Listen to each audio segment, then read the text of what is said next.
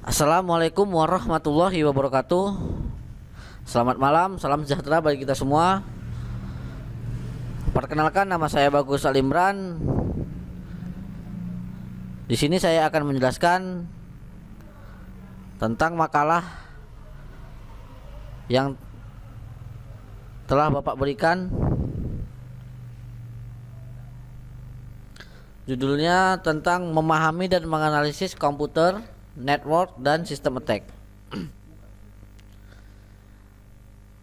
Pertama-tama saya akan memberitahu kelompok saya ada Amir Hamzah, Habibillah, Wahyu, dan Rizky Zulkarnain. Baiklah, kita langsung lanjut ke pengertian dan sejarah komputer. Komputer adalah alat yang dipakai untuk mengolah data menurut prosedur yang telah dirumuskan. Komputer semula dipergunakan untuk menggambarkan orang yang pekerjaannya melakukan perhitungan aritmatika dengan atau tanpa alat bantu, tetapi arti kata ini kemudian dipindah kepada mesin itu sendiri. Asal mulanya pengolahan informasi hampir eksklusif berhubungan dengan masalah aritmatika, tetapi komputer modern dipakai untuk banyak tugas yang tidak berhubungan dengan matematika. Dalam arti seperti itu, terdapat alat seperti slide rule, jenis kalkulator mekanik mulai dari abakus dan seterusnya, sampai semua komputer elektronik yang kontemporer.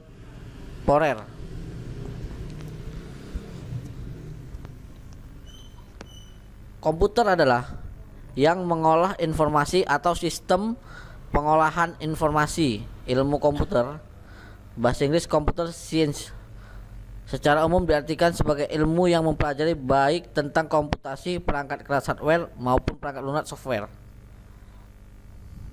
Perkembangan komputer berawal dari generasi pertama, yaitu 1944 sampai 1959, dan generasi kedua dari tahun 1960 sampai 1964. Generasi ketiga tahun 1964 sampai 1975. Generasi keempat dari 1975 sampai sekarang. Generasi kelima sekarang dan sampai masa depan. Network. Sejarah network. Network atau jaringan komputer adalah sebuah sistem yang terdiri atas komputer dan perangkat jaringan lainnya yang bekerja bersama-sama untuk mencapai suatu tujuan yang sama. Network terdiri dari beberapa jenis tergantung dari area yang dilingkupinya. Ada yang berupa LAN, MAN, dan WAN, yang areanya jaringan mencakup geografis yang luas.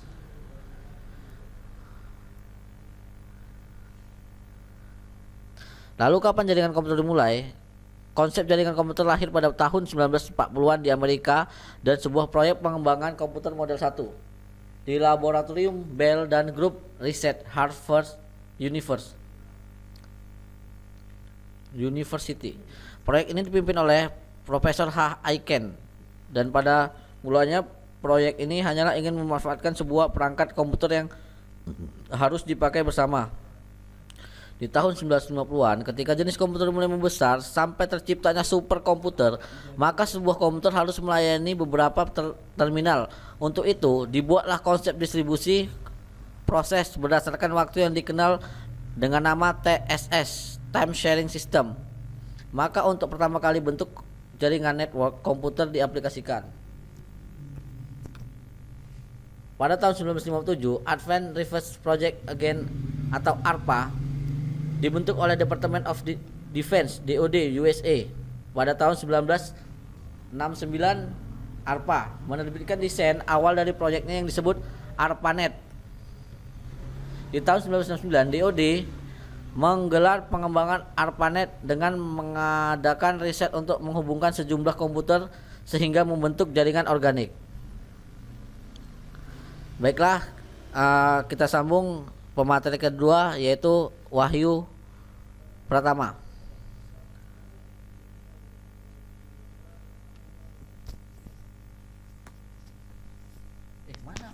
OC-nya. Oh, nggak bisa. Mesti keluar dia. Kan aku bilang. Kerekamnya tadi? Kerekam. Baik, selanjutnya saya akan jelaskan macam-macam serangan pada sistem jaringan komputer. Di sini yang pertama ada spoofing. Spoofing adalah teknik yang digunakan untuk memperoleh akses yang tidak sah ke suatu komputer atau informasi.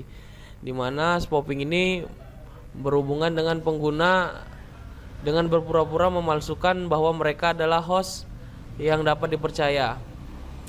Biasanya ini dilakukan oleh seorang hacker ataupun cracker. Macam-macam spoofing. Satu, ada IP spoofing, adalah serangan teknis yang rumit yang terdiri dari beberapa komponen. Ini adalah eksploitasi keamanan yang bekerja dengan menipu komputer dalam hubungan kepercayaan bahwa Anda adalah orang lain. Ya, ada lagi DNS spoofing, adalah mengambil nama DNS sistem lain dengan membahayakan domain name server suatu domain yang sah. Selanjutnya ada identity spoofing, yaitu tindakan penyusupan dengan menggunakan identitas resmi secara ilegal. Yang kedua ada serangan DOS.